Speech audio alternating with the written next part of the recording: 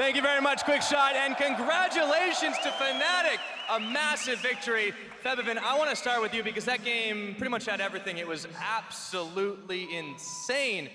But after this whole split, so many challenges, so many uphill climbs, how do you look back at what you just accomplished and how do you think of it?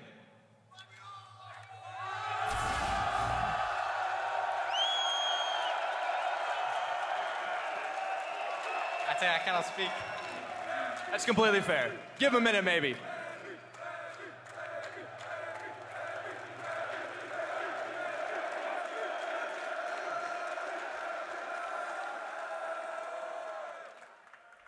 This split is a whole new experience for me, a new team, and we have grown so much as a team during the split, and I think it really showed off today. We managed to beat H2K, which are a really strong team, and yeah, I think we played pretty versatile in these matches. Like, I played a lot of different champions, so did my team, and it was just a good series from us.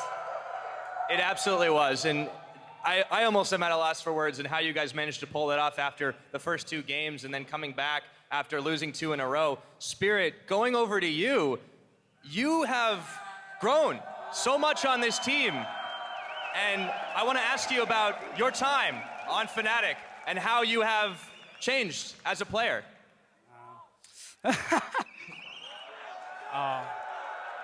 First, I'm getting better English, so we can getting better communication, and we are more practice, work hard together.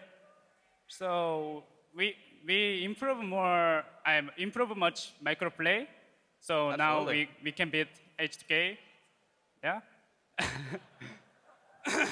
Yeah, it was fantastic. And they love you guys everywhere you go. Also looking ahead for the next split, you guys may have capped this one off with a 3rd place finish. Where do you see yourself and the team going in summer? Next split, I should keep work hard and practice hard for win for world champion, right? So make sure next split we will champion this series. Also, I need more study English now. Really best. Sorry. Oh, it's pretty fantastic. Yeah. All right, well, thank you very, very much. I want to go back to you, Febiven, because you're here, you're at home, your whole family's here to support you, man. Do you want to say anything to them? Ja, ik ga het in het Nederlands doen.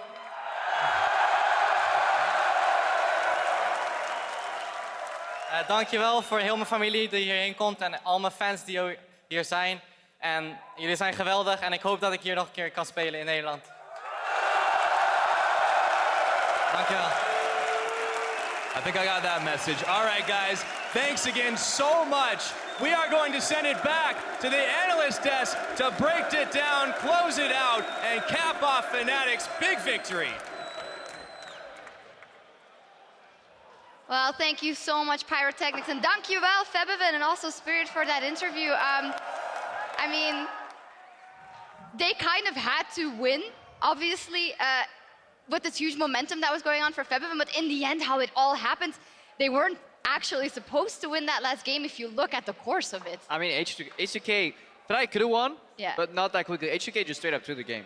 We have to be honest here. Just like, that's how it happened. But Fnatic, they have a good habit of playing passive, and they wait for their opponents to make the mistake, and sadly, this meta allows it. You can just be the more passive team, wait for a big mistake, and suddenly death timers kick in, and your Nexus is gone from tier 1 to Nexus. I don't really like it. No, that's the problem, right, about this meta. Hey man, don't hate the game, you know, or don't hate the players in the game. But Fnatic is like that team that can make it. They're like the combat kings in Europe, like for sure. Let's take a look at the replay, actually, that closed off the series and then netted Fnatic also the championship points. We'll look at that in a second. Here we go. Yeah, obviously, I mean, Engage in itself is not terrible. It's not great either. I mean, where's your jungler? H2K. Now the problem is also, like, you miss a lot in this Engage, and then you start fighting around tower, so you can't really chase further. And then you start getting caught out. The Ryze has been running forward, and his team's been yelling, go, go, go. Then you realize the rest of the team has already gone back, and he's now in the front, and he goes down. The whole strength of this composition is the fact that he can dish out so much damage safely with Braum Peel, and the fact if you get engaged on, you have Kindred ulti for the backline. And that Orianna ult on one person did it. Both things went wrong there. The Orianna ulti was cool because it knocked people out of the Kindred ulti, but they were disjointed. There was no Poppy flank. Like, they have 3 win conditions. Go in, Kindred ulti to keep backline alive. Poppy flank or Braum Peel. None of them were met in that fight. They just zerged in and then discovered that they were getting wrecked. Yeah, and another thing you guys wanted to highlight, you mentioned Spirit actually at the beginning of the series, and this time around he absolutely put a lot of pressure on Jankos. Those are the words that I'm going to use. We have a couple of replays of him stealing the red buff over and over and over. Shook, if you're a jungler, what does that do to you when you see in a game 5 of a best of 5 series, the enemy jungler apparently do a wolf start into a red invade? I mean, I like Spirit as a person, but as a player, I hate him so much. Like, this guy cheeses so much. And like, he's really good at cheesing. Like, he just knows where the enemy. He's good at predicting where the enemy jungler is. So as you can see here, he's just gonna steal the red buff. Like, you get into the enemy jungler's head. Like, you're gonna get so annoyed if you're Jankos here, and it might just snowball the game from there. And that point, I only have this from limited experience in playing some dynamic queue with him and just watching him play. Spirit seems to be very aware at all points in the game where the enemy jungler likely is, and maybe that kind of helps Fnatic play this somewhat passive style where they seem to avoid getting punished most of the time. When you have good awareness of the enemy jungler, surely there's more to it. But it does seem that that's one of Spirit's strengths overall. Where we see Pieter Diepstraten as well. He saw Fabian winning another game. Must be fantastic. The Fabi crew. The Fabi crew, they go everywhere. I mean, the crowd got everything right. Yeah. 2-0 first to get them hyped. Then we got to go 5 games, so 2 wins for H2K. The last one looked really bad. And then, as we talked about that turnaround from one bad team fight, obviously shouldn't really cost you a game, just losing one fight at 31 minutes, but that's how the meta is right now. And yeah, make that mistake, game can be over. Yeah, we also have to crown an MVP, and in today's fight for 3rd place, the hometown hero stepped up in a big way. We had to give it to Febiven. 11 kills, 20 assists for a 76% kill participation in 5 games. He is our series MVP. Yeah, and this is mostly based for me on the first 2 games that he played, where I think he had a lot of pressure in the matches, some really good solid openings that allowed Fnatic to get the first bloods. It's obviously a long time ago right now. Later in the series, he was targeted a bit more. But this was one of those series where not a single player, for me, stood out extremely hard. I think it was very, very difficult for either team, honestly, to pick an MVP. And if we look at this, it might seem a little bit cheesy that Febiven gets it, but honestly, his performance was great. And almost everything Fnatic did in terms of pick and ban was built around Febiven in some way. So obviously, he was the man who had basically all the responsibility when it comes to BT carry. And last game, he didn't really have to do a whole lot. Shockwave on 1 man in the end, but having a pushing lane was enough to make Fnatic hold off. Yeah, I agree. Like, in the first 2 games, he did the Azir ults perfectly on Ryu and exposed Ryu a bit. And here he just came out of the 0-2. Like, he lost 2 games in a row and he made a comeback. And yeah, must feel great for him. Made it happen. As you can see there, we will be moving over to Las Vegas pretty soon for those Immortals versus Team Liquid bout. But first, we got to round up the series here, and with their win, Fnatic have secured the 50 championship points that come with a 3rd place finish, putting them that much closer to the World Championship. Let's look forward to the Summer Split and what these teams have to do. 30 points is actually the same amount that H2K had going into the Summer Split last year around. What are your final thoughts? Yeah, I mean, that's what we have to remember. H2K had 120 points, and they got the 2nd seed in Europe, went to Worlds, obviously, with it, and they started, as you said, by winning this match right here. And then the next split, they did exactly the same. So if Fnatic are not able to make it into the final, they still have a very, very good chance now of making Worlds. Vitality, obviously, on 10 points, and Unicorns on 10 points are a fairly large step behind Fnatic right now. There's also no team like Origin to come into that equation and kind of stir things up, because they weren't there in Spring Split. They just came in summer and actually had a really high ranking points-wise that kind of shook things up. Right now, 30 may not be enough, I feel, to really get the points berth. I mean, you got to make the final now. Yeah, you got to make the final for sure, or just like try and qualify there. If not, it will be the gauntlet. Yeah. I just think next split is going to be great, full of competition. Like, every team is want to go to Worlds, so I'm looking forward to it. Who's making it to Worlds? Yeah. Vitality. Oh, Vitality. Final question about that. Maybe we heard it touch on in the interview as well, and it's something Fnatic has said. We're looking for Summer. How far do you see them going? And H2K, will they encounter that same problem again? I know it's impossible to say. Take a wild guess. How much potential is there for Fnatic and H2K? They're still playing this super passive style, Fnatic, and the meta just shifted towards them. I'm afraid when it shifts away from them a little bit, that they don't really have that proactive style in them. Yes, there's been growth, but I'm a little worried. However, everything around Fnatic seems to be crumbling down too. If you look at H2K, this lineup on paper should have just convincingly won this match. But they're breaking apart at some of the fundamentals, and I worry what this loss will do to the team, honestly, health there are some pretty big egos in there, some confident players. I want to see how that evolves. Maybe it could benefit H2K because losing is a big part of the game, and you will always end up losing games here and there, and it's important you can bounce back. If you don't have the players who can do that, maybe you have some of the wrong players. You know, you got to look at your team mentality going into best out of fives, these best of series. Also, if you want to make it to Worlds and be a serious contender for, let's say, a top 4, which the European teams should be aiming for, looking at last year. So they can probably learn something from this, but overall, I think Fnatic has a lot of room to grow in pick and bans. And I think also communication-wise, we still obviously have a way to go with Gamzu and Spirit. So I think they're going to get better. I just don't think they will become the best team in Europe with this current lineup.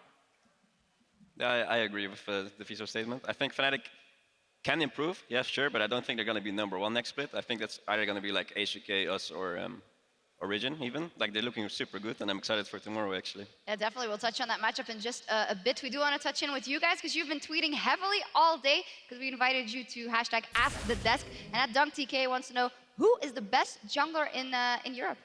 For me, it has to be Trick right now. Like, he works super well with perks, like he gets the vision down, he knows how to play aggressive, and standout player, yeah, for me, yeah. Any other opinions? Or 100% agree. All agree. Also. After playoffs, Jankos, it has to be Trick. All right, well, we'll see how everything of that evolves, and we got to touch on tomorrow as well, as they get set up over there in North America for their third place match here in Europe. There's only one score left to settle in the 2016 Spring Split. Tomorrow's finals between G2 Esports and Origin for the European LCS Championships. That is the first seed versus the fourth seed, and one of those teams that is maybe expected to come into these finals all the way at the beginning of the split. They didn't perform in the split, and then G2 steamrolled everyone. It was a surprise for me as well, actually. Yeah. Like, I expected them to be an underdog, and yeah, they surprised me for sure, and I'm looking forward to the matchup. I think Briggs is a really good player, Trick is a really good player, and I think G2 is a favorite. Yeah, they just bring a lot of pressure from mid lane jungle combination that they can spill over in different lanes. And I think they will perform well in like this best of 5 environment too. They seem to really not be too shaken up, and they seem to really function as a team despite like coming into the split. I thought like Perks, you know, maybe a bit overrated, maybe a bit of an ego, and It's hard to say, right? I was proven super. Nah, I think he's proven already that he's Oh yeah, up but there. coming into the split, it was hard to say, like, is Perks going to go from challenger and just become probably the best mid laner in Europe? No one would have predicted that, because like, you always got to remember with predictions, you need to be able to have a reason behind it. And coming into the split, if you said, oh, G2 is going to make the final, and people ask you why, and you can be like, Perks is going to be the best mid laner in Europe. You're like, it's not really a prediction. Someone said that somewhere. You can't really base it on that. Like, there needs to be some sort of proof behind it. That's one of those things where you make 10 tweets with all the mid laners, Exactly, and you and delete the other 9. one of them will be the right one. You're like, hey, look at me, retweeted. But G2 obviously play a fantastic split. I think right now they're riding so high in confidence, and the meta fits them so well. They understand which champions to play. Youngbuck clearly also knows how this team wants to play. So going into the pick and ban phase, in some way I feel it's their game to lose because they've been so good all split long now. So the pressure is on them. Origin has just been a weird story of a team we expected to win in the start and then just slowly sneak in. The main reason I want G2 to win is because I don't think you should ever be allowed to have a split like Origin and then still make first place, because I felt that that would be almost insulting to the European What region. about TSM? They might do the same. Yeah, you can just coaster on La-di-da, put Reginald in, win the NALCS, and then same for Origin, put in Expect a couple of games for a confidence boost, and suddenly they win. They're almost ready over there in North America. Shook, you some final thoughts about that tomorrow's big matchup here? I think Gamers 2 is going to take it. Like, they deserve it, I think. Like, they just performed super well the whole split long, and yeah.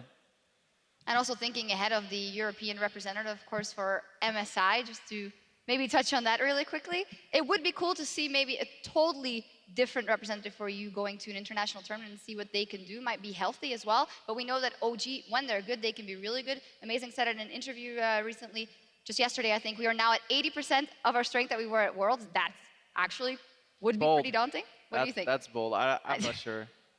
I mean, 80%, yeah. It's a tough call. They are playing a lot better right now. Obviously, last year at Worlds, everything just clicked for the team, also with the way they were playing it. G2 going to MSI, I think they would try hard more probably and actually learn more from it. They're very hungry to keep improving. But obviously, the best team will go. I do have to cut you off because we're almost ready to move over to NA. And our coverage live from the Ahoy Rotterdam starts tomorrow at 5 p.m. here again in the Netherlands. That is 8 a.m. Pacific. And after we crown a champion here in Europe, it's also North America's turn with Counter Logic Gaming and Team Solo Mid fighting for the top spot over in Las Vegas. You already said it. It might be TSM. I think they're gonna win. All right. Chuck? TSM. I invoked the fifth. I don't know. Okay, we will see what happens. And speaking of North America, it is time to check in for their third place match between Immortals and Team Liquid. Thank you so much for joining us, Shook. I hope you had some fun. You're welcome. It was fun. Yeah. Great country here. That pretty much is. Well, be sure to join us tomorrow for the 2016 Spring Finals. We will see you then. Doei! Doei. Ciao.